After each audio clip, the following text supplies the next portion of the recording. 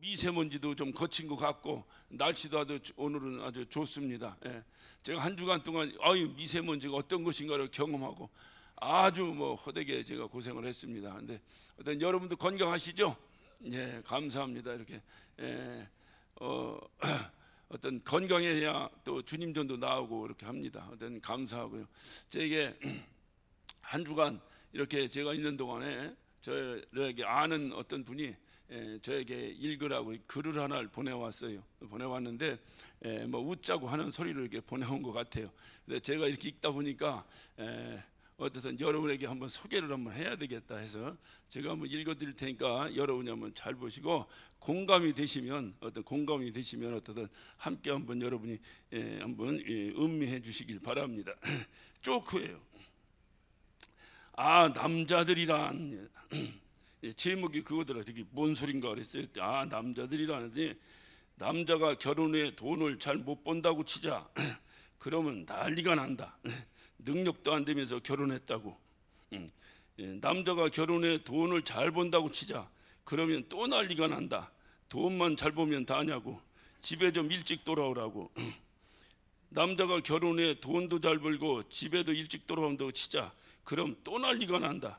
돈 잘 벌고 집에만 일찍 들어오면 다냐고. 가사 분담 좀 하자고. 남자가 결혼해 돈도 잘 벌고 집에도 일찍 오고 가사 분담도 잘한다 치자. 그러면 또 난리가 난다. 돈 잘 벌고 집에 일찍 들어오고 가사 분담만 잘하면 다냐고. 육아는 혼자 하냐고. 애는 나 혼자 낳냐고. 남자가 결혼해 돈도 잘 벌고 집에도 일찍 들어오고 가사 분담도 잘하고 육아도 충실히 한다고 치자. 그러면 또 난리가 난다. 돈 잘 벌고 집에 일찍 들어오고 가사 분담 잘하고 육아만 충실히 하면 다냐고. 나한테 관심 좀 가지라고. 우울증 걸리겠다고. 남자가 결혼해 돈도 잘 벌고 집에도 일찍 들어오고 가사 분담도 잘하고 육아도 충실하고 아내한테 관심도 가졌다고 치자. 그러면 또 난리가 난다. 돈 잘 벌고 집에 일찍 들어오고 가사 분담 잘하고 육아 충실하고 아내한테만 관심 가지면 다냐고. 당신 시댁 식구들 때문에 못 살겠다고.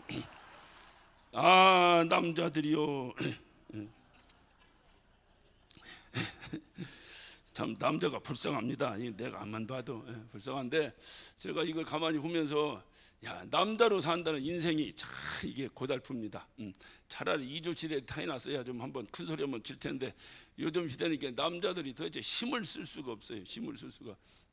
그런데 가만히 오늘이 무슨 여성의 날인가 뭐라고 그러더라고요.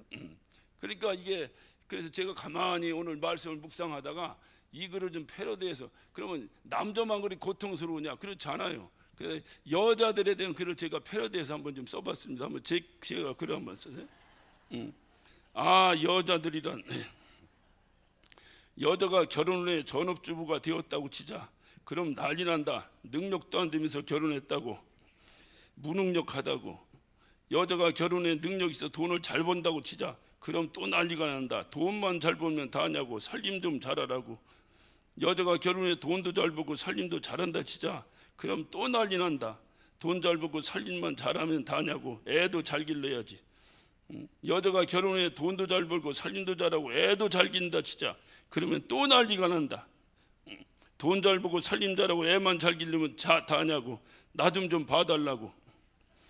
여자가 결혼해 돈도 잘 벌고 살림도 잘하고 애도 잘 기르고 나도 잘 봐준다 치자. 그럼 또 난리가 난다. 돈 잘 벌고 살림 잘하고 애 잘 기르고 나만 잘 봐주면 다냐고. 시집 식구들한테도 좀 잘하라고. 여자들이요. 제가 가만히 생각하니까 이게 서로 간에 자기의 유익을 위해서 이렇게 상대방 탓을 하고 이렇게 불평을 하는 겁니다. 그래서 제가 이거를 끝내려고 했더니 가만히 보니까 내가 목사잖아. 그래서 목사들이요 이렇게 하니까 딱 뭐가 또 떠올랐어요. 자, 한번 읽어봐요. 목사들이란 남자가 목사가 되었다고 치자. 그럼 난리 난다. 목사면 다냐고. 설교도 잘해야지. 설교를 잘한다 치자. 그러면 설교만 잘하면 다냐고. 사랑도 있어야지. 설교도 잘하고 사랑도 있다고 치자. 그러면 또 난리 난다. 목회도 잘해야지. 목사들이요. 힘듭니다. 어쨌든 서로 간에 힘들어요. 이게 뭘 하나 할 사람이 다 잘하면 하나님입니다. 그렇죠? 우리는 부족해요. 그런데 부족한 것을 우리가 예수 믿고 변한 것이 하나가 있다면 그 부족한 것을 남 탓하지 말고. 그런데 우리에게 정말로 개혁하며 고쳐야 될 것이 하나 있어요. 그게 뭐냐면 여러분 맨날 귀신 탓했지. 응? 여러분 문제 있는 거 다 귀신 탓했지. 안 했어요? 맨날 쌍놈의 귀신하러 했잖아. 고쳐야 합니다. 귀신이 그렇게 했다 해도 그 귀신이 왜 그렇게 하는가 원인은 여러분이 제공한 거예요. 근데 자기의 원인은 하나도 돌보지 않고 맨 귀신 탓해버렸어요. 이 쌍놈의 귀신아, 이 찢어져 죽이려고 말도 안 나오네. 교회 다니면서 그렇게 험한 말 해보는 것은 이 교회 아니면 할 수가 없어요. 어디 가서 이 찢어 죽이는 뭐 이런 소리를 어디서 합니까? 고쳐야 됩니다. 고쳐야 됩니다. 정말 고쳐야 돼요. 이것이 타성에 젖었어요. 그러니까 집에 가면 남편 탓하고, 남편은 아내 탓하고, 성도는 목사 탓하고. 그래서 제가 또 하나 썼어. 아, 성도들이요. 문제가 어디 있느냐? 목사는 성도 탓하고, 성도는 목사 탓하고. 예, 목사하고 성도는 무엇으로 비유가 되면 부부관계입니다. 예, 부부관계예요. 똑같아요. 똑같아. 그러니까 서로 존중하지 아니하면 맨 남 탓하다가 끝나버립니다. 그러니까 좀 부족하도 우리가 예수 믿으니까 어떻게 해야 돼? 사랑으로 그 부족함을 채울 수 있는 이루라고 부부가 있는 거지. 부부가 왜 결혼합니까? 서로 남 탓하려고 결혼합니까? 아니에요. 주님은 말씀하시면서 서로 도우라고 돕는 배필로 결혼을 허락하신 거예요. 그러니까 부족하니까 도우라는 거예요. 그러니까 어떤 목사가 부족하면 여러분이 그 부족한 부분을 좀 이렇게 채워. 그래서 또 온전한 어떤 교회를 이루고, 또 여러분이 부족한 부분을 목사가 좀 채워. 그래서 또 온전한 교회를 이루고. 아, 이것이 개혁교회지. 아멘도 안 해요. 이것이 개혁교회지. 이것이. 할렐루야. 워낙에 피해를 너무 많이 먹어가지고 받아가지고 완전히 모두가 다 피해의식에 사로잡혀 있어요. 여러분 이거 고치지 않고는 여러분 평생에 여러분의 행복이라고 있을 수 없습니다.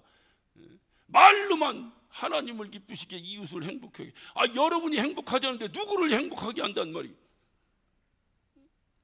여러분이 이치적으로 한번 생각해. 여러분이 행복하지 않은데 누구를 행복하게 한단 말이에요.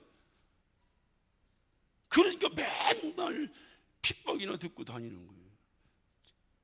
지네 집 하나 제대로 못 꾸리면서 무슨 교회를 꾸린다고 들어다니고, 자기 집 하나 행복하게 못하면 누구 집을 행복하게 하고 다닌단 말이에요. 그래서 주님이, 우리는 다 부족하기 때문에 그래서 주님이 필요한 거예요. 할렐루야. 우리가 완벽하면 주님이 필요 없잖아요. 우리가 부족하니까 주님이 필요하니까 주님의 행복으로 우리가 행복하고. 할렐루야. 그래서 주님의 행복을 모르는 그들에게 우리의 행복을 전달해서, 그래서 이웃도 행복하게. 할렐루야. 아, 이것이 개혁교회, 우리가 올 한 해 동안 추구하는 교회 아닙니까? 이것이. 그래서 어떻든 이제 이 교회는 우리가 이제 더 이상 벌써 2년이 지났는데 언제까지 누구 탓하고 언제까지 피의식에 젖어가지고 언제까지 쌍놈아 하다 끝날 거예요. 이제는 우리가 바로 서야 됩니다. 우리가 서야지. 우리가 서야지. 우리가 바짝 서서. 이제 알았잖아요. 예전엔 몰랐다며. 예전엔 신앙생활을 그렇게 하는 건 줄 알았다며. 예전엔 신앙생활이 그런 건 줄만 알았다며. 예전엔 무조건 그렇게 하면 그렇게 하는 건 줄만 알았다며. 근데 이제는 아니라며. 여러분이 그러잖아요. 이제는 아니라고. 이제는 다 알았다고. 알았으면 이거 어떻게 해야 됩니까? 이제는 탁 우리 스스로 서서, 누구 탓할 거 없습니다. 다 우리 스스로 탁 서서 어떻든 바른 교회를 세우고, 그래서 그 바른 교회를 통해서 하나님을 기쁘시게. 할렐루야. 그래서 하나님을 기쁘시게. 그러므로 인해서 그 기뻐하시는, 나로 인해서 기뻐하시는 그 하나님을 바라보니 내가 얼마나 행복한지 몰라. 내가 이 행복을 이웃에 나눠주는 거예요. 그래서 하나님을 기쁘시게, 이웃을 행복하게. 할렐루야. 할렐루야. 저와 여러분이 꼭 그랬으면 좋겠어요. 다음 주에는, 다음 주인가요?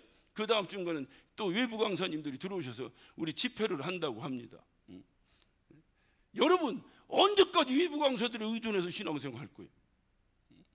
그들이 와서 우리를 기쁘게 하겠죠. 우리에게 은혜를 주겠죠. 엄청나게 하겠죠.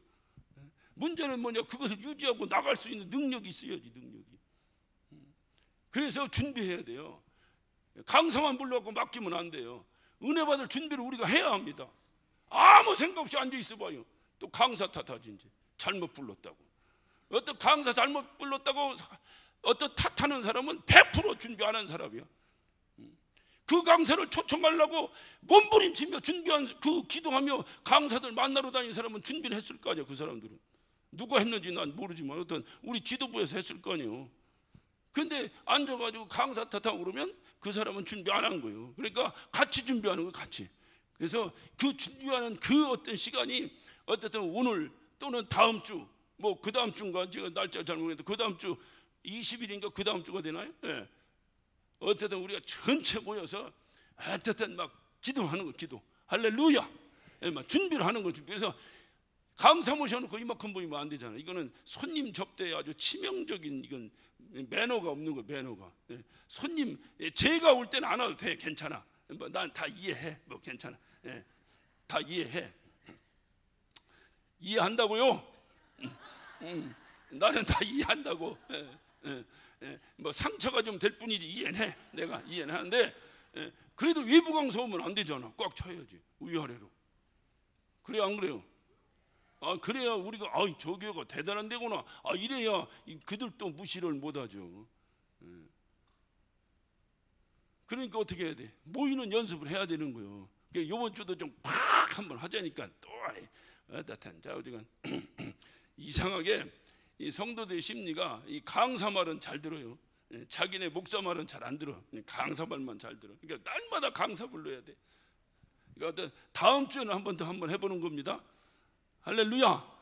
아주 막 죽기를 작정하고 한번, 아주 죽기를 작정하고 한번 총동으로 한번 해보는 겁니다. 해서 그냥 이전이 좀, 그래야 그 다음 주에는 또 우리 주일날 또 총동원이라는 거야. 연습 안 하고 갑자기 총동원이 됩니까? 그냥 막 모여서 주일날 아주 가장 아주 극치에 이르도록 모임이.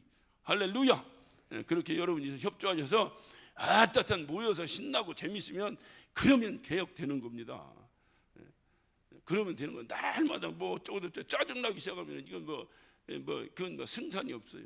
그러니까 여러분이 꼭 그렇게 하셔서, 오늘 제가 어떤 누가 보내온 글을 이렇게 보다가 어떤 제 느낀 바가 있어서 제가 좀 이렇게 패러디를 좀 해봤습니다.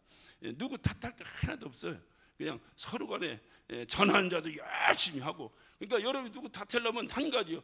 지금은 우리 모두가 뭐든지 막 열정을 가지고 할 때지, 지금 어디 막 온열에 엿가락 늘어지듯 치칭 늘어질 때가 아니요. 지금 전쟁 중인데 언제 난 평안하다 있을 수 없어요. 지금 막 긴장했고 막 눈에 불이 나고 막 열정이 가득 차서 어쩌든지 하나님의 일을 이뤄보려고 몸부림칠 때지 지금이. 그러니까 만약에 여러분이 볼 때 어떤 앞장선 사람들이 열심히 없거나 열정이 없거나 하면 채찍을 드세요. 채찍을 들어. 그러나 부족함이 보이려면 그건 기도해 주는 거예요. 그것 가지고 뭐라고 하면 안 돼. 부족한 걸 어떻게 하란 말이에요. 그러니까 주님 믿는 거지. 피차간에 아주 다 동료해가지고 어떻든 막 열정이 살아나도록. 할렐루야.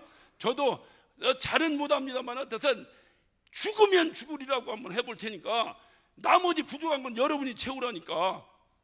어째 이렇게 아멘이 또 이렇게 아주 나는 죽으면 죽으리라 하고 할 테니까 나머지 부족한 건 여러분이 좀 채우라고. 할렐루야. 아니, 해병대만 데리고 해야 돼. 난 체질이 해병대. 우리 하나님 말씀 보십시다. 하나님의 말씀 사무엘상 17장 우리 41절부터 49절까지 여러분 잘 아시는 말씀인데, 그래도 한번 우리가 큰 음성으로 우리 다 같이 합독하십니다. 블레셋 사람이 점점 행하여 다윗에게로 나오는데 방패든 자들이 섰더라. 그 블레셋 사람이 둘러보다가 다윗을 보고 진여긴 이는 그가 젊고 붉고 용모가 아름다움이라. 블레셋 사람이 다윗에게 이르되 내가 나를 개로 여기고 막대기를 가지고 내게 나왔느냐 하고 그 신들의 이름으로 다윗을 저주하고 또 이르되 내게로 오라. 내가 내 고기를 공중의 새들과 들짐승에게 주리라. 다윗이 블레셋 사람에게 이르되 너는 칼과 창과 단창으로 내게 오거니와 나는 만군의 여호와 이름 곧 내가 모욕하는 이스라엘 군대의 하나님의 이름으로 내게 가노라. 오늘 여호와께서 너를 내 손에 붙이신 내가 너를 쳐서 내 머리를 베고 블레셋 군대의 시체로 오늘날 공중의 새와 땅의 들짐승에게 주어 온 땅으로 이스라엘의 하나님이 계신 줄 알게 하였고 또 여호와의 구원하심이 칼과 창에 있지 아니함을 이 무리로 알게 하리라. 전쟁은 여호와께 속한 것인즉 그가 너희를 우리 손에 붙이시리라. 블레셋 사람이 일어나 다윗에게로 마주 가까이 올 때 다윗이 블레셋 사람에게로 마주 그 항우를 향하여 빨리 달리며 손을 주머니에 넣어 돌을 취하여 물매로 던져 블레셋 사람의 이만을 치매 돌이 그 이마에 박히니 땅에 엎드려 지니라. 교회 조금만 다니면 아시는 말씀인데 지난주 말씀을 한번 조금 여러분 새겨봅시다. 택함의 증거가 뭐라 그랬습니까? 성령 충만이라 했죠. 성령 충만. 하나님이 나를 택하셨다는 결정적 증거는 성령 충만이다. 그래서 성령 충만. 근데 성령 충만, 그래서 이 다윗에게 하나님께서 다윗 택하심으로 다윗이 성령 충만해졌다라고 지난주에 우리가 살펴봤습니다. 오늘 여기 이 본문까지만 해도 아직까지 왕의 직분은 누가 가지고 있는 겁니까? 사울이 왕입니다. 다윗은 그냥 변방의 목동에 불과한 아주 미천한 자에 불과합니다. 그런데 사람이 보기에는 왕이 누구예요? 사울입니다. 아직까지는. 그런데 하나님이 보시기에는 왕이 다윗입니다. 다윗. 왜? 다윗에게 성령이 충만하게 임한 것을 볼 때, 사울에게서 성령이 떠난 것을 볼 때, 사람들이 볼 때는 아직까지 사울이 왕이지만 하나님이 보실 때는 다윗이 왕이다고. 다윗이. 그래서 그 결정적인 다윗이 왕이라고 하는 결정적인 일들이 이제 이 다윗에게 성령이 임한 이후에 계속해서 다윗에게 그 역사가 일어나기 시작합니다. 여러분에게 묻습니다. 다윗이 성령이 충만한 다음에 꼭 예수님이 공생애를 시작하듯 드디어 그 하나님께 붙들림의 삶이 시작되면서 첫 번째 사역이 무슨 사역을 했습니까? 다윗이 무슨 사역을 했습니까? 골리앗 때려 죽이는 거요? 아니지. 그 전에 사역을 했지. 우리가 사무엘상 16장에 보면 나오죠. 사울이 성령이 떠나고 하나님의 신이 떠나고 하나님이 부리시는 악신이 그에게 임하니 이 사울이 미친 짓을 하기 시작한 거예요. 그때에 신하들이 누구를 청합니까? 다윗을 청합니다.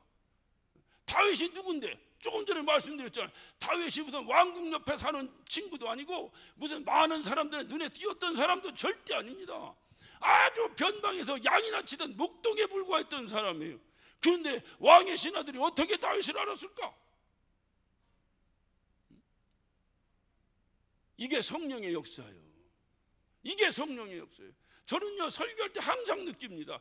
제가 성령에 충만해서 하나님 말씀을 받고 그리고 받은 바 은혜를 여러분에게 나눌 때에 그 은혜가 여러분과 함께 역사할 때 저와 함께 하신 성령이 여러분과도 함께 한다는 사실입니다.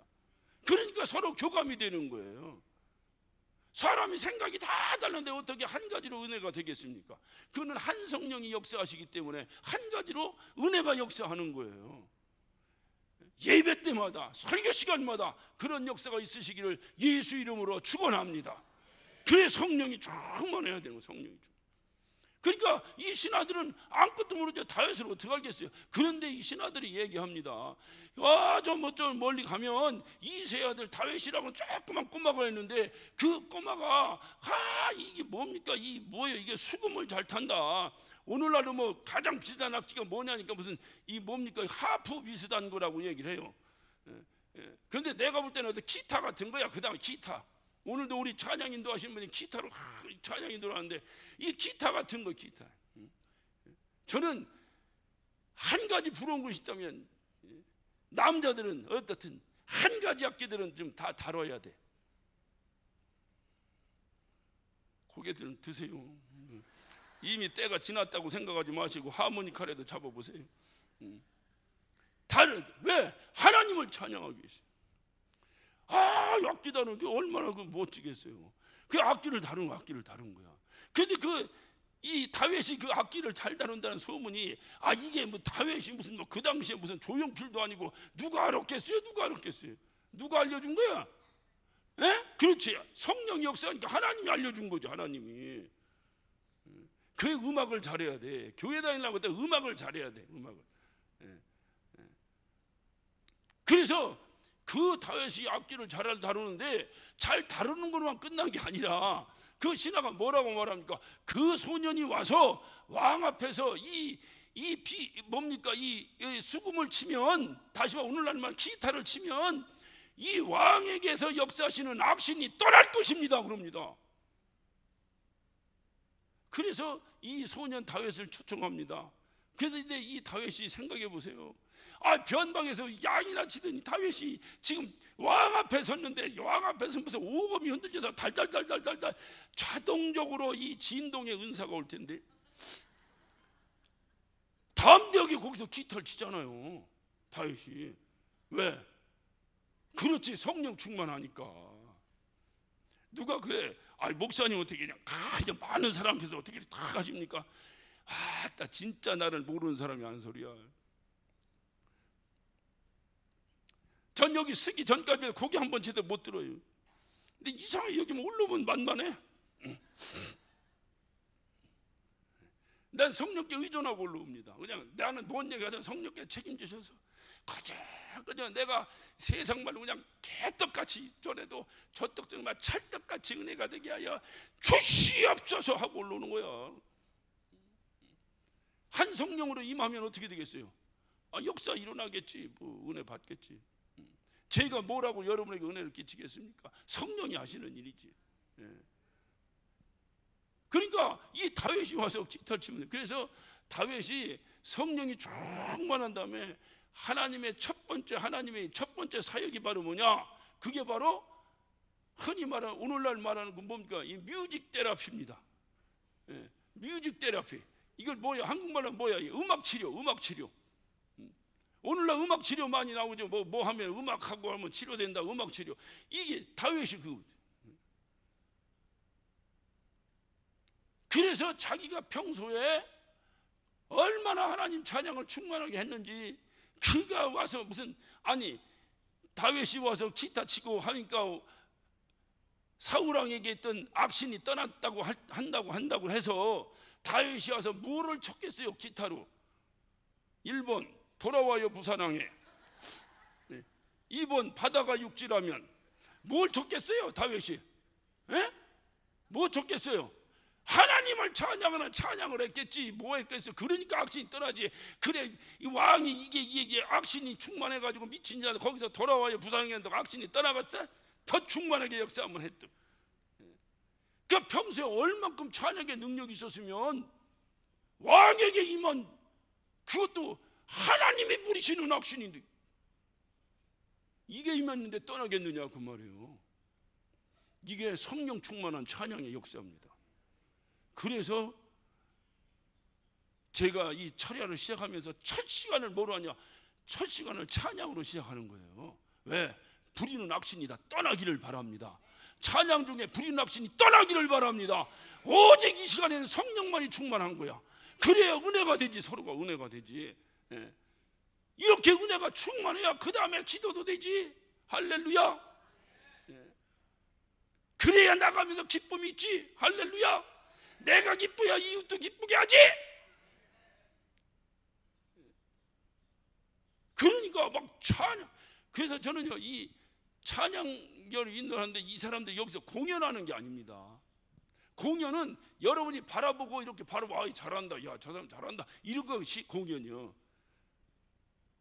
근데 이 찬양이 공연이 아닙니다. 찬양단이 찬양은 여러분과 함께 찬양하자는 거예요. 왜? 찬양 중에 어떻게 한다고? 에? 뭘 거하시는 하나님이요. 요즘 얘기하니까 거하시는 하나님은 내가 거하시는 하나님을 설교할 때 얘기해. 지금은 뭔 얘기하는 거요? 찬양 중에 뭐가 떠났다고? 악신이 떠났다고. 그러니까 우리 찬양단이 그냥 하면 안 돼. 그래도 항상 기도 충만히 하고, 그냥 혼자 와서 많은 사람들 앞에서 하라면 부끄러워가지고 제대로 되지 않는데, 성령 기도 충만하게 하고 성령의 초약만 하면 내가 후끈거리는데 무슨 부끄럽고 무슨 뭐가 쑥스럽고 뭐가 어떻고 떨리고, 이거는요 이미 성령이 떠난 거예요. 충만하게. 그런데 우리 찬양단이 요즘 충만해졌다고 그래서 내가 기분이 좋아. 내가 기분이 좋아. 왜냐면 같이 사역하는 분들이 충만해야 저도 충만하게 한번 하지. 그래서 우리 찬양할 때 여러분에게 예배를 방해하고 어떻든 여러분의 기운을 다운시키는 더러운 악신들이 떠나는 역사가 있으시기를 예수 이름으로 축원합니다. 그것이, 그러니까 다윗이 생각 조금은 어린아이인데 그것도 아주 무명한 자예요. 무명이라고 표현하기조차도 아주 어떤 부끄러울 정도로 정말로 천한 자입니다. 그런데 이 자가 어떻게 픽업돼 가지고 왕 앞에 와가지고 왕 앞에서 기타를 치니까 부리는 악신이 떠나버리더라니까. 부리는 악신이. 그게 무슨 증거예요? 다윗에게 성령이 충만히 역사하고 있다는 증거예요. 성령이 충만. 우리 찬양단이 그 정도 하도록, 그 정도 지금도 뭐 그렇게 역사했겠지만 앞으로는 막 찬양 중에 막 악신들이 떠나는 역사가 있도록, 할렐루야. 우리 격려의 박수를 한번 합시다. 감사합니다. 주일날 맞아요. 주일날 찬양대가 와서 노래 자랑하는 게 아니라니까. 찬양대가 웅장하게 찬양이 시작될 때 예배를 방해하려고 했던 더러운 악한 것들이 떠나는 역사가 있어야 됩니다. 그래야 찬양단을 하나님이 쓰신다는 결정적 증거예요. 이 세상에 노래 잘하는 사람이 얼마나 많은데 그 사람 다 데려다 가지 뭐. 옛날에 어떤 교회는 돈 주고 또 찬양대 불러다가 세우더라고. 그것이 중요한 게 아니라, 여러분 음악 감상하려고 주일날 예배 옵니까? 아니잖아요. 그 찬양단이 웅장하게 찬양할 때, 성령 충만히 찬양할 때 내 이 딱딱한 심령이 막 옥토가 되고 막 흔들려 버리고 막 이게 지진이 일어나서 막 옥토로 가려지잖아. 할렐루야. 악한 것들이 떠나버리고 말이에요. 그러고 나서 딱 말씀하는 거. 그래서 말씀 전에 뭐부터 하는 거예요? 찬양부터 하는 거예요. 그냥 하는 게 아니에요. 말씀 직전에 찬양부터. 그래서 아주 그냥 말씀을 듣는 귓구멍을 막고 있는 악한 신이 그냥 다 떠나버리고 빵빵 뚫려서 그냥 그저 그냥 들을 수 있는 자는, 들을 귀가 있는 자는 들을지어다. 할렐루야. 이 주님의 말씀이 이루어지는 순간, 그 순간을 만들기 위해서 찬양하는 거예요. 이것이 하나님이 쓰신다는 증거라는 거예요. 그러니까 다윗이 찬양할 때에 사울에게서 악신이 떠나는 거, 이건 뭐예요? 하나님이 이미 사울보다 누굴 쓰신다? 다윗을 사용하신다는 결정적 증거를 보인 거예요. 사울한테. 그러니까 사울이 이게 보통 다윗을 보니까 겁나는 게 아니에요. 그리고 두 번째 사건이 벌어진 거예요.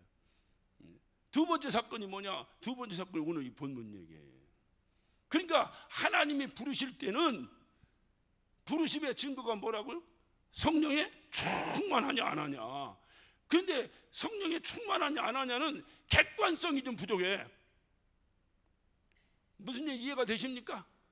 나는 충만하다는 거예요. 남이 볼 때는 아닌 것 같은데. 그러니까 이건 뭐요? 이거 주관적이지 객관성, 뭐 주관적이고 객관적이고 따라서 이거는 객관성이 좀 부족해. 자기는 아는데 남이. 그래서 하나님께서 그것을 객관화하기 위해서 성령 충만한 자에게 주시는 능력이 있으니 그것이 은사입니다. 은사. 그 은사를 보고 저 사람이 충만하다, 저 사람이 충만치 못하다가 구별된다는 거예요. 구별된다는 거예요. 그러니까 다윗이 성령 충만하죠. 다윗이 성령 충만하고 다윗이 하나님께서 기름 부었다는 걸 누가 알아? 이 당시에 아무도 몰라. 하나님이 알아. 첫째. 두 번째 누가 알아? 하나님 말씀에 순종해서 다윗에게 기름 부은 사무엘이 알아. 그리고 기름 부음 받은 다윗이 알아. 그리고 그 옆에 서 있던 아버지가 알고 형제들이 알아. 그거 외에는 아무도 몰라 지금. 그런데 다윗이 사울 앞에 서서 사울의 부리는 악신이 떠나는 놀라운 찬양을 하는 순간에 그 모든 사람 앞에 공생에게 시작되는 선포를 하는 거예요. 제가 목회를 이렇게 하다 보니까 간혹 은혜 받고 이렇게 목사가 되겠다고 하시는 분들을 만납니다.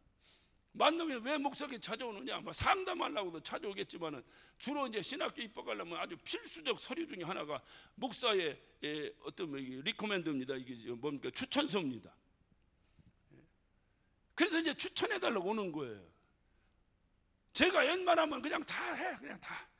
그런데 제가 한 가지를 절대적으로 내 양심을 걸고 제가 철저하게 하는 것이 있습니다. 그것이 목사 안수입니다. 다른 데 가서 받아오는 것이야 내가 뭐라고 할지 없지만 나한테 부탁하는 건 저는 아주 철저합니다. 다른 건 몰라도. 왜? 목사 하나가 잘못되면 지금 어떤 문제가 생기는가를 우리는 잘 알고 있어요.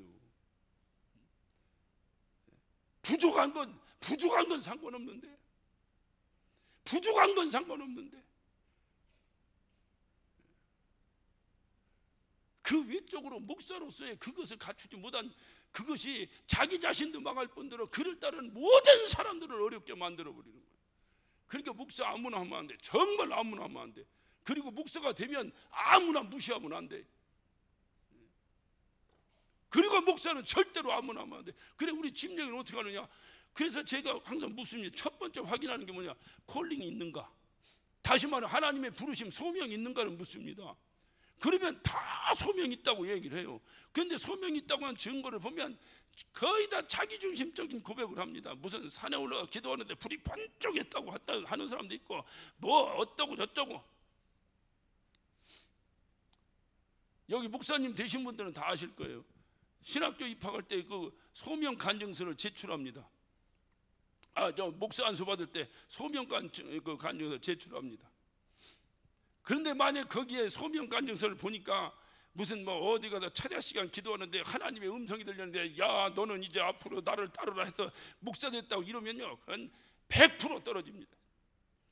그런 소명 간증서를 보고 안수하는 목사들이 있으면 그 목사가 그를 통해서 생기는 모든 핏값에 대한 책임을 져야 될 것입니다. 이건 굉장히 중요한 거예요. 그게 아니에요. 우리는 하나님의 말씀에 비춰볼 때 내가 바로 그렇게 서 있는가? 이게 중요합니다. 그렇다고 해도 그거는 서류적인 거기 때문에 서류적으로 어떻게 알겠어요 그거를. 세상에 농사 짓는 사람들이 그런 얘기를 합니다. 땅은 거짓말을 하지 않는다. 목회하는 사람들은요 꼭 명심해야 될 게 있어요. 성도는 거짓말하지 않는다. 그 성도들의 평가가 굉장히 중요합니다. 그래서 제가 물어요. 콜링이 있는가? 그러면 뭐 이것저것 얘기합니다. 물론 그것도 중요하죠. 아무것도 없이 들어온 사람도 있는데 뭐 불이 번쩍해서 들어왔다면 좀 낫겠지. 그런데 그것보다 더 중요한 거 있어요. 당신이 목사 된다고 하는데 주변 사람들은 뭐라고 하든가? 제가 꼭 묻습니다. 주변 사람들은 뭐라고 하든가? 주변 사람은 모르던데요. 그러면 다시 한번 기도해보고 해보게. 주변 사람들이 아무 소리 안 하던데요. 그러면 다시 한번 소명을 확인해보게. 주변 사람들이 꼭 당신 목사 됐으면 좋겠다고 자꾸 옆에서 그래서 저도 좀 한번 생각해봤습니다. 그러면 그래 그럼 목사 되게. 왜 주변 사람들이 그 사람 보고 목사 되라고 했겠어요? 그게 객관적 평가입니다. 객관적 평가. 보니까 저 사람이 목사 할 것 같은 거예요. 왠지 모르게 할 것 같은 거예요. 그래 주변 사람 평가. 그런데 이것이 성경적이에요. 그래서 우리가 사도행전 6장 3절에 보면 뭐라고 말합니까? 성령이 충만하고 지혜가 충만하여 모든 사람들에게 뭐요? 칭송을 듣는 자를 선택하라 그러죠. 그래 이곳에 입각해서 목사를 세우는 게 침례교적인 목사 안수예요. 반드시 성도들의 사무처리를 통해서 그 목사가 목사 됐으면 좋겠나 안 좋겠나를 반드시 평가받아야 됩니다. 그리고 세워져 걸랑은 그가 하는 사역에 여러분이 순종하고 따라주는 거예요. 그런 과정도 없이 목사가 되놓으니까 불평 불만 뭐 이거 이런 말할 수가 없고, 너는 안 목사냐 나도 목사다. 여러분 목사나 무슨 장로나 무슨 권사나 뭐 이런 직분이 동네 무슨 뭐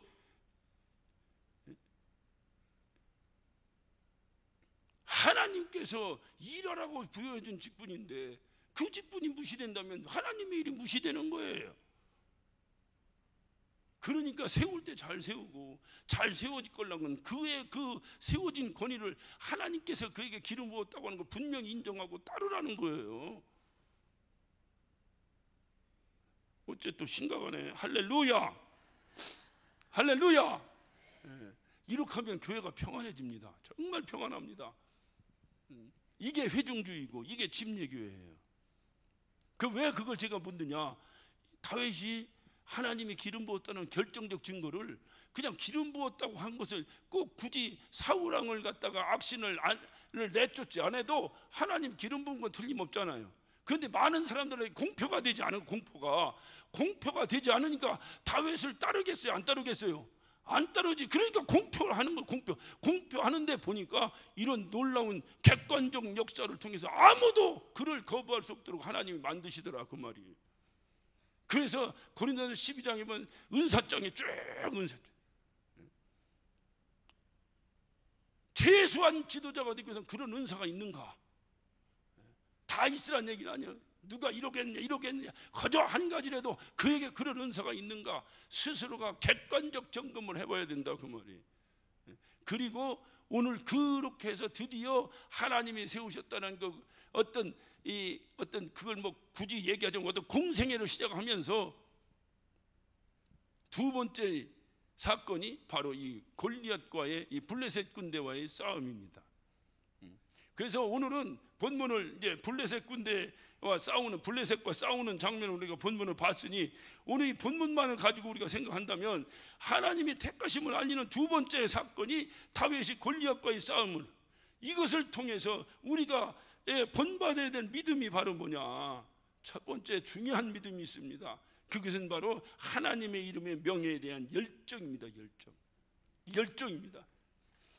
우리는 주님 가르치는 기도로 날마다 신앙 고백합니다. 하늘에 계신 우리 아버지여. 여러분 여기까지가 분명한 신앙 고백이라면 여러분의 기도는 100% 응답됩니다. 제가 확신합니다. 만약에 그렇게 온전한 고백이 됐는데 확신이 응답이 안 됐다면 저한테 항의해. 내가 하나님께 항의할 테니까.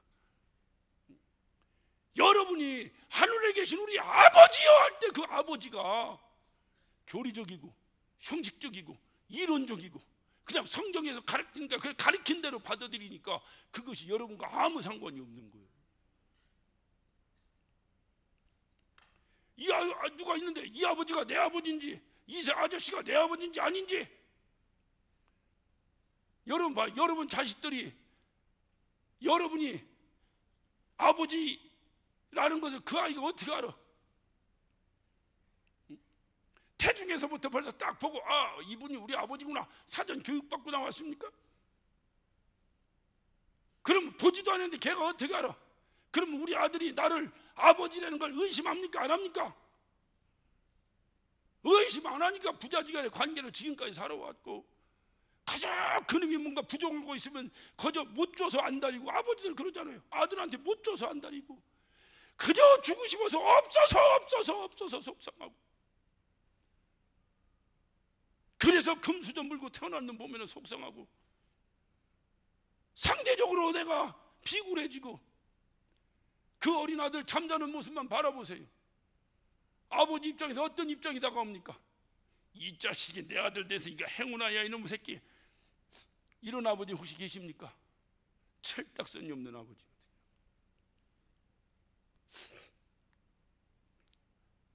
잠자는 어린 아이를 바라볼 때 그 아버지의 마음이 어떻습니까? 이름이 좀 더 좀 잘 사는 집에 태어났더라면 좀 괜찮을 텐데, 이게지. 어떡하다 내 자식으로 태어나서 미안하고 홀딱 벌써도 다 줘도 자식 보면 미안하잖아요. 그게 아버지인데 그게. 근데 주님 뭐라고 하니까 그런 아버지를 아버지라고 부르지도 마라. 왜? 내가 진짜 아버지다. 내가 진짜 아버지다. 세상에 썩어 없어질 아버지들도 자식이 생선을 달라는데 누가 뱀을 던져주겠느냐? 누가 자식이 떡을 달라는데 돌을 던져주겠느냐? 하물며 나는 어떻겠느냐? 이면 나는 그분이 정말 여러분의 아버지십니까? 그 하늘에 계신 우리 아버지와 할 때 이것이 그냥 이론적이고 어떤 무슨 성경적이니 무슨 뭐 교리적이니 배워서 무슨 뭐 다 아니야. 조금도 의심 없는 내 아버지가 돼야 됩니다. 그러면 그 나머지는 다 해결되는 거예요. 그분이 능력 없어서 해결 안 해주시면 할 수 없지. 그건 어떻게? 우리 아들이 아무리 뭐 좋은 걸 원해도 내가 능력 없어서 못 사주면 할 수 없지. 어떻게? 그런데 하늘에 계신 우리 아버지는 천지전능하시다며, 그렇게 믿으신다며, 못하시는 것이 없으시다며, 그렇게 믿으신다며. 그런데 그분이 내 아버지라며. 그러면 나머지는 해결된 거지 뭘 더 바라겠어요? 이런 자에게 두 번째 주님이 명령하십니다. 이름을 거룩히 여김이 받으시오며. 이름이 거룩히 여김을 받으시오며. 누가? 뭘 하나님이요? 내 아버지가. 누가? 크게 한번. 누가? 내 아버지가. 내 아버지가. 나야까지 내 이름이 똥이 되든 뭐가 되든 상관없는데 내 아버지가 누구한테 망신당하면 이 자식이 가만히 있겠습니까? 이게 그런 의분이 여러분에게 있느냐 그 말이에요. 우리 주님은 그것을 그래서 여러분이 말씀드리는 거예요. 아버지 이름을 망령되 일컬으면 안 된다. 우리를 향해서 아버지 이름을 망령되 일컬으면 안 된다고 하신 말씀은 다른 말로 뭐냐? 그런데 남들이 망령되 일컬게 놔둬서 되겠느냐 그 말이에요. 그러니까 이 아버지가 진짜 내 아버지라면 가짜 아버지니까, 이론적 아버지니까, 법적인 무슨 아버지니까, 양아버지니까. 그러니까 그분이 좀 망령되 일컬음 받고 그분의 명예가 땅에 떨어져도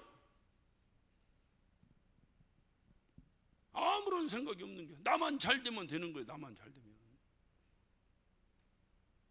세상에서 그런 자식을 후레 자식이라고 하는데, 세상의 아비를 하지 마라. 하늘에 계신 아버지가 네 진짜 아버지다. 우리는 그 사실을 아멘으로 화답하고 믿고 정말로 하늘에 계신 아버지를 내 아버지를 확실히 믿고 있는 자들인데, 이 땅에 있는 아비의 명예가 땅에 떨어져도 이게 아들이 가만히 있으면 안 되는 판에 하늘에 계신 진짜 내 아버지의 명예가 땅에 떨어지는데 이게 의분이 없다면 그거는 가짜 아들이지. 가짜 아들이지 그거는. 그래서 어떻든 이 다윗이 왜 그 골리앗 앞에 섰겠어요? 다윗이 골리앗 앞에 선 중요한 이유는 한 가지입니다. 저 할례받지못한 저 지옥에 불쏘시겠건 같은 놈의 새끼들이 우리 하나님을 업신여기고 우리 하나님의 이름을 업신여기고 무시하고 땅에 처박아 놓는 그놈들을 바라볼 때 견딜 수가 없었던 거예요. 어린 소년이. 왜? 이 어린 손이 성령에 충만했기 때문에. 성령에 충만했기 때문에. 그 당시 왕이었던 사울왕도 그 전쟁터에 서 있었습니다. 근데 이 사울왕은 왜 그런 의분이 없었을까요? 이거 답이 나와야 되는데 왜 의분이 없었을까요? 이미 하나님이 그를 버리셨기 때문에. 하나님이 넌 내 자식이 아니라고 해버리니까, 하나님이 내 자식이 아니라고 하면 사울에게도 하나님이 아버지가 아니지. 그 아버지가 아닌데 뭐 아버지 이름 땅에 떨어지든 말든 자기가 살아야 되냐 죽어야 되냐가 우선이지 하나님 이름이 뭔 상관이 있어? 그런데 다윗에게는 그렇지 않다 그 말이에요.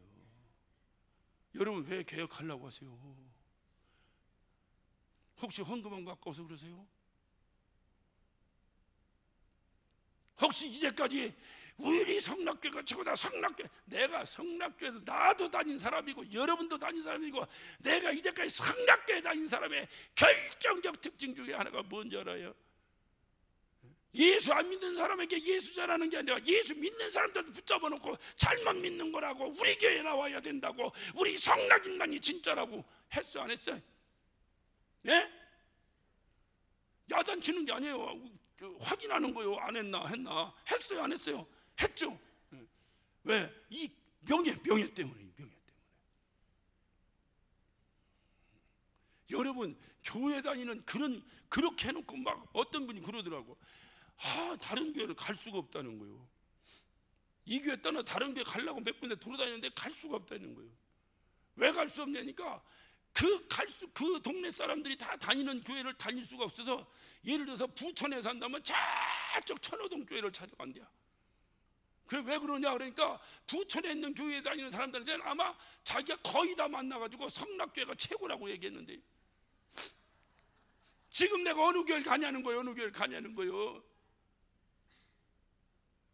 그래 내가 당신도 촬영하고, 그러니까 그냥 와, 뭘 어딜 가, 와. 여기 다 그런 사람들만 모였어. 갈 데 없는 사람들만. 그래서 다음 주에도 올 거예요 하나 또. 여러분 생각해, 그렇게 떠들어왔으니 어느 교회를 가겠어? 갈 것도 없어. 왜? 그것도 명예라고 창피해가지고, 내가 그렇게 떠들었던 게 창피해가지고. 그런데 우리 때문에, 이 교회 때문에 떨어진 하나님의 명예에 대한 의분은 없습니까? 조금도 없습니까? 그것을 회복하는 방법이 개혁이에요. 저는 개혁이라는 단어를 쓰고 싶지 않아요. 그걸 회복하는 방법이 교회를 교회되게 하는 거예요.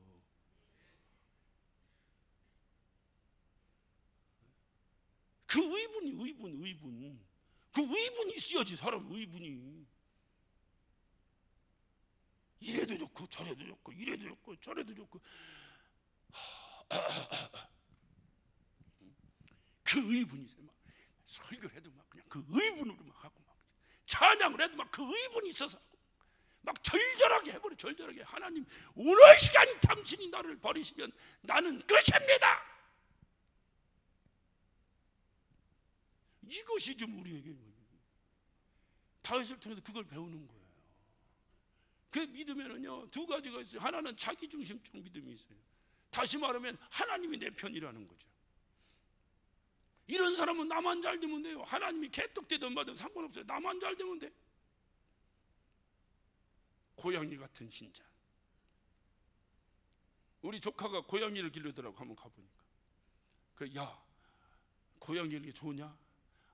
좋긴 한데요, 고양이는요 주인처럼 모셔야 돼요. 그러더라고. 지가 그러더라고. 그 말 안 했으면 내가 가르쳐 주려고 그랬더니. 그래서 고양이, 여러분 강아지 기르는 사람 보고 뭐라 해요? 강아지 보고 이리 와, 엄마가 이거 줄게. 엄마가 지가 개 엄마 됐잖아. 그래 안 그래요? 이거 내 새끼예요, 내 새끼, 우리 아들이에요 그러잖아요. 그런데 고양이 기르는 사람은요 그렇게 안 해요. 내가 고양이 집사예요 그래.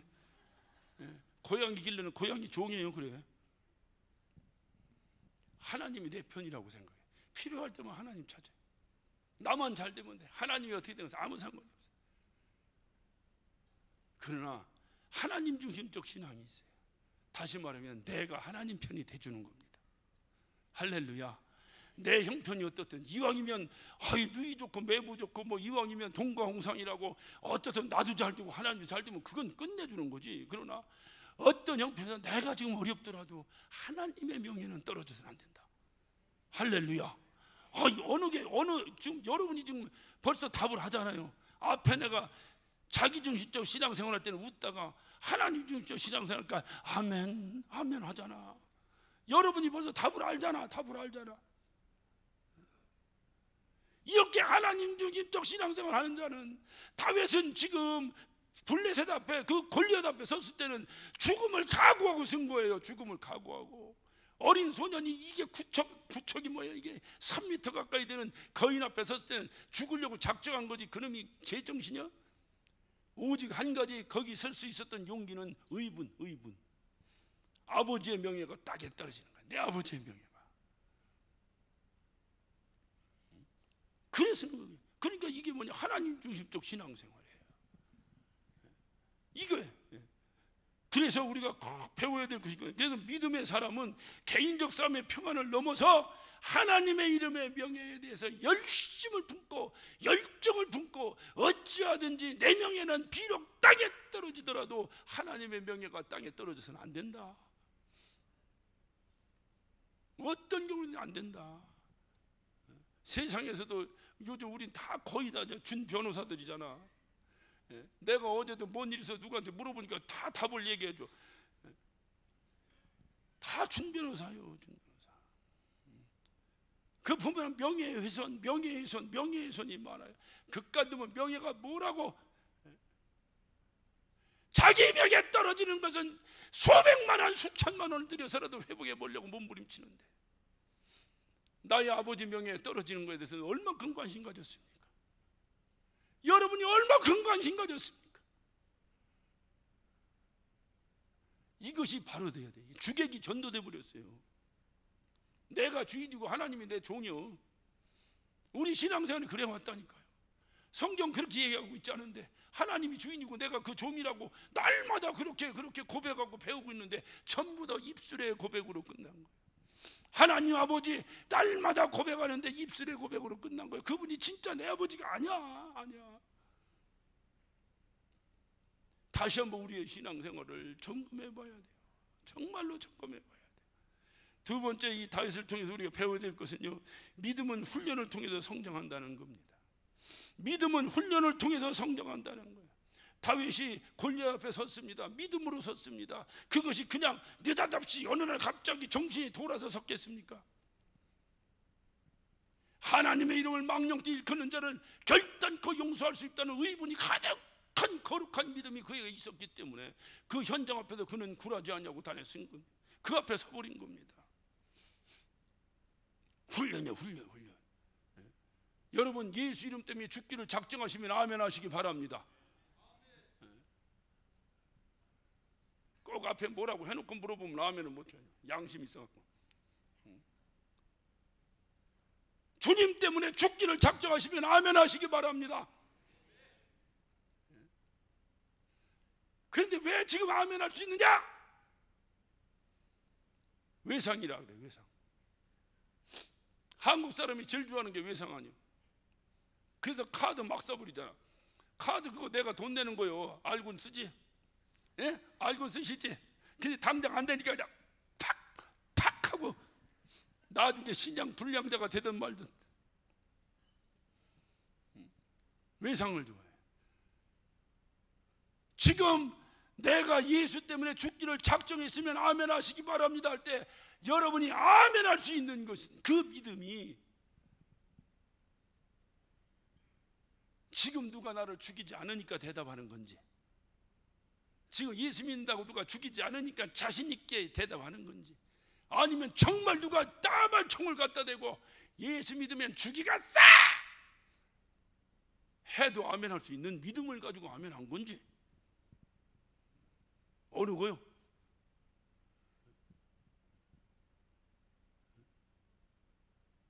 어떤 분이 6.25 때 있었던 그 기록한 어떤 목사님의 고백을 제가 예전 아주 신학교 다닐 때 본 적이 있는데, 여러분 6.25가 주일날 일어났잖아. 그러니까 주일날 예배를 인도하잖아요. 교회에서.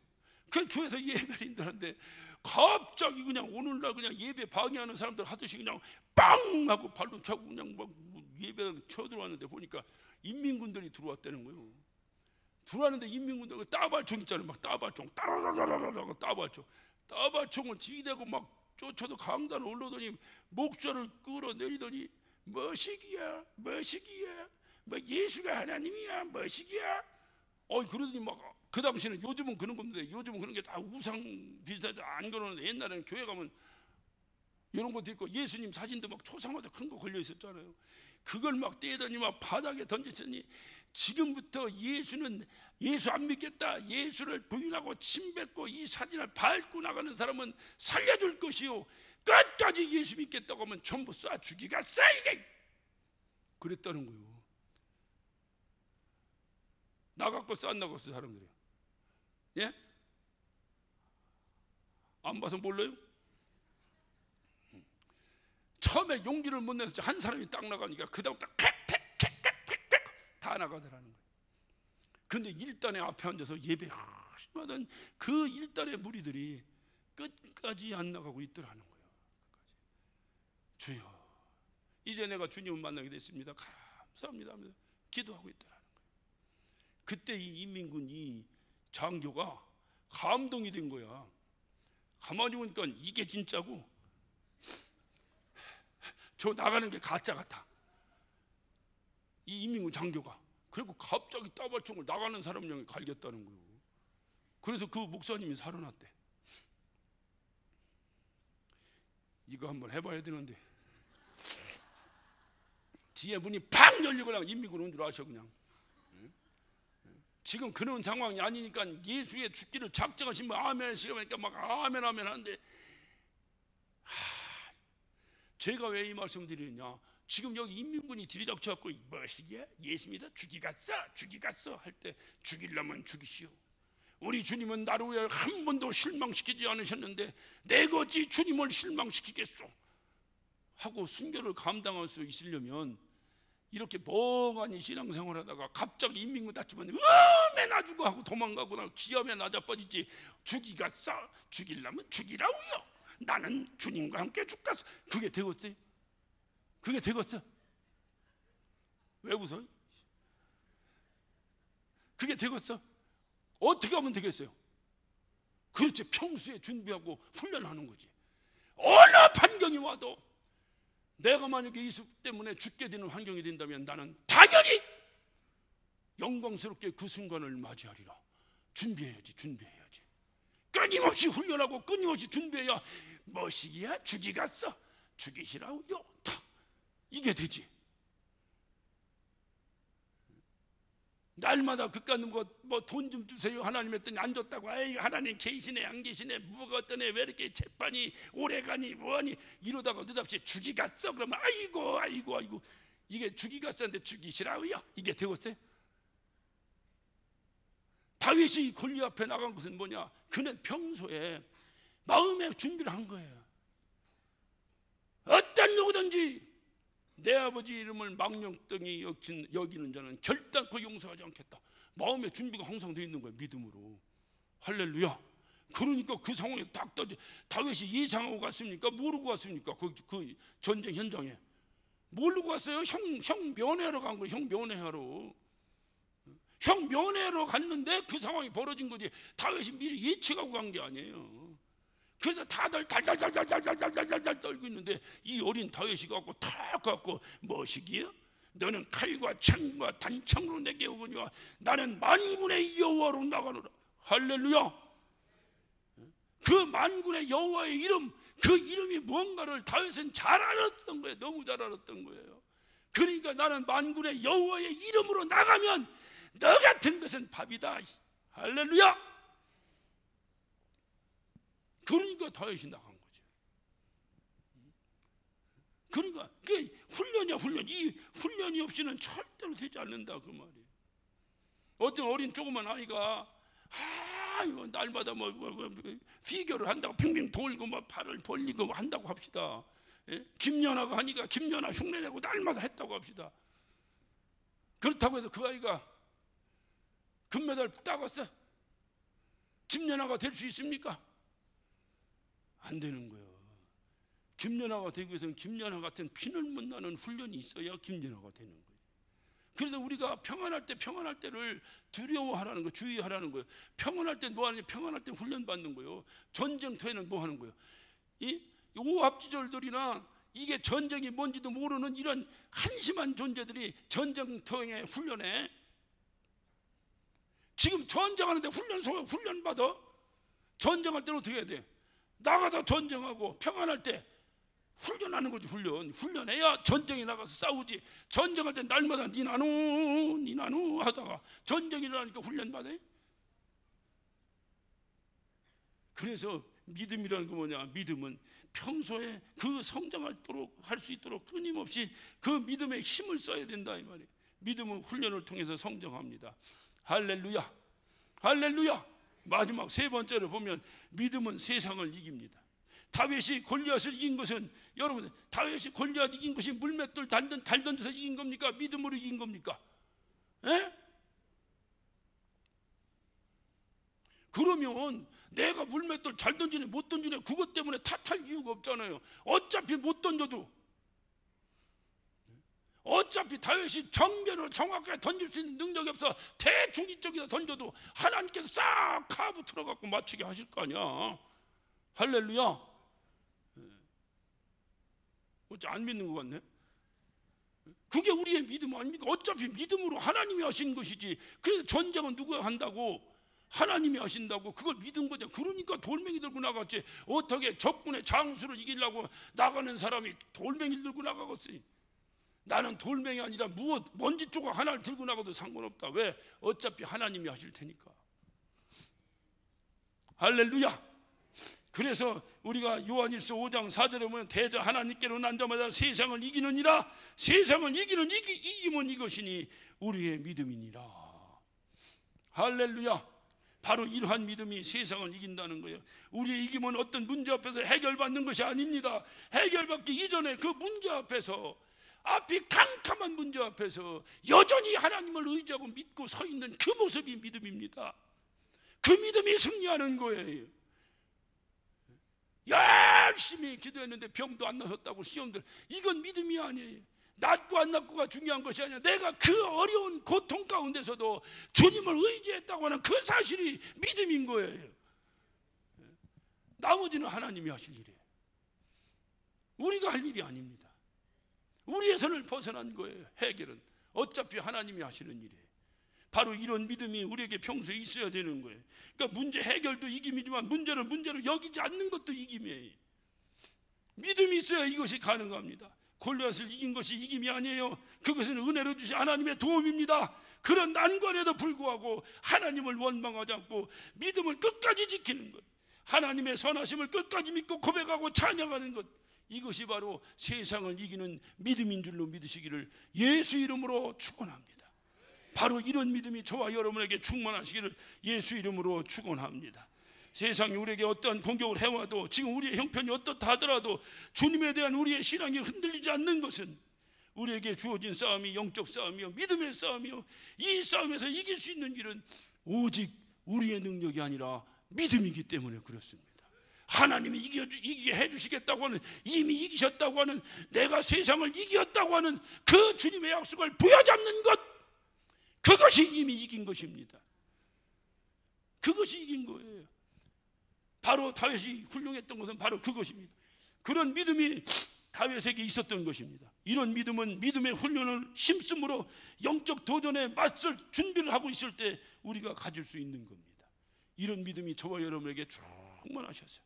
정말 주님이 나와 함께 하신다는, 그래서 주님이 이기신다는, 주님이 함께 하신다는 거룩한 간증이 저와 여러분까지 충만하시기를 예수 이름으로 축원합니다. 그래, 주여 내 능력으로 하는 것 아니니 주여 당신은 그저 내 손만 잡아 주시옵소서. 할렐루야. 당신은 내 손만 잡아 주시면 됩니다. 나는 주님을 의지하고 달려갈 뿐입니다. 할렐루야. 꼭 우리 충만하게 주님께서 우리에게 주은 이 역사 가운데서 반드시 승리하는 저와 여러분 되시기를 예수 이름으로 축원합니다. 기도하십시다. 오늘 이 시간 우리 다 같이 한 목소리로 기도하실 때 정말 주님께서 나와 함께 하신다고 하는 믿음, 이 믿음이 이깁니다. 믿음이 이깁니다. 바로 우리가 이기는 믿음은 바로 이것입니다. 우리가 이기는 것은 바로 이것입니다. 주여 나를 붙잡아 주시옵소서. 주여 나와 함께 하여 주시옵소서. 주여 나를 통해서 역사하여 주시옵소서. 주님의 살아계심이 만천하에 공개될 수 있도록, 주여 주님의 역사하심이, 주님이 나를 사용하시는 결정적 증거가 만천하에 공개될 수 있도록 주여 이 땅에서, 이 세상에서 정말 주님의 이름을 망령되이 일컫는 자들 앞에서 승리하는 우리 모두가 되게 하여 주옵소서. 우리 다 같이 주여 삼창하시고 한 목소리로 기도하십니다.